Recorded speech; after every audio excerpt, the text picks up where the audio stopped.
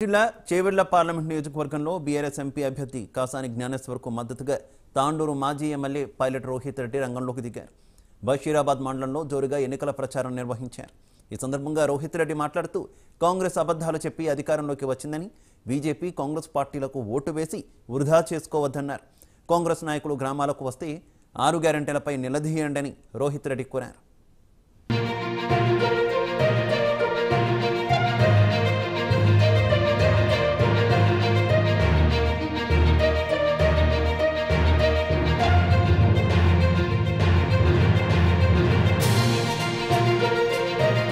ప్రచారంలో భాగంగా ఈరోజు ఇక్కడికి రావడం జరిగింది.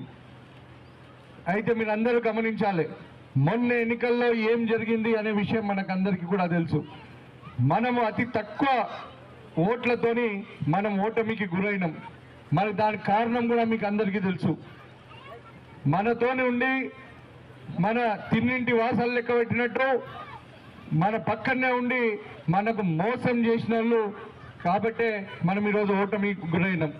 అంతేకాదు, కాంగ్రెస్ వాళ్ళు ఇచ్చిన అబద్ధపు హామీలు, దొంగ మాటలను మనము నమ్మి ఆ 6 గ్యారెంటీలు వస్తాయేమో అని చెప్పి అమలు చేయడానికి చేత కాలేదు ఈ కాంగ్రెస్ వాళ్ళకు అనే విషయాన్ని మీరు గుర్తుపెట్టుకోవాలి.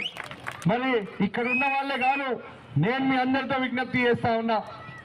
గత 10 సంవత్సరాలుగా కేసీఆర్ గారి ఆధ్వర్యంలో బీఆర్ఎస్ ప్రభుత్వంలో మనం ఏ విధంగా ఉండే, మరి ఇప్పుడు కాంగ్రెస్ వాళ్ళు వచ్చినాక మన పరిస్థితి ఎంత అధ్వానంగా తయారైందో మనం ఒక్కసారి గమనించాలి.